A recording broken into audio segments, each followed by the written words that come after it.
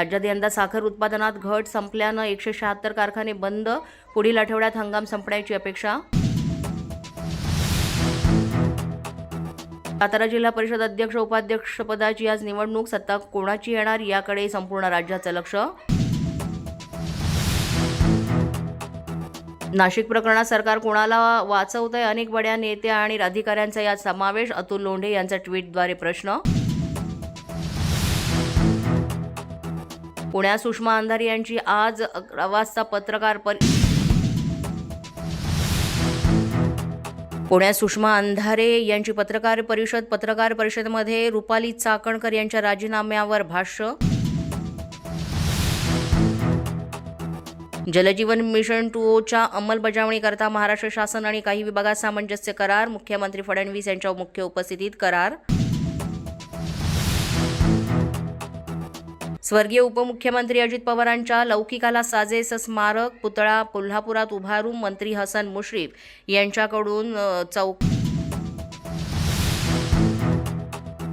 स्वर्गीय उपमुख्यमंत्री अजित पवारांच्या लौकिकाला साजेस असं स्मारक उभारू. कोल्हापुरात पुतळा उभारू. मंत्री हसन मुश्रीफ यांच्याकडून चौकातील जागेची पाहणी.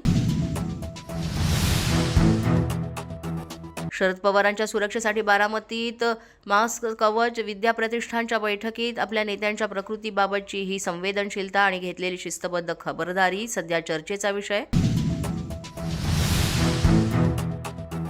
आरटीआय कार्यकर्ते विजय कुंभार यांचं मुख्यमंत्र्यांना पत्र. अशोक खरातला महिला आयोग पाठीशी घालते का?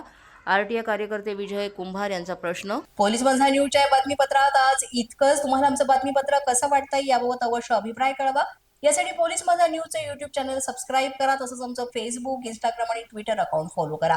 अधिक माहितीसाठी आमच्या www.policemazanews.com या वेबसाईटला भेट द्या.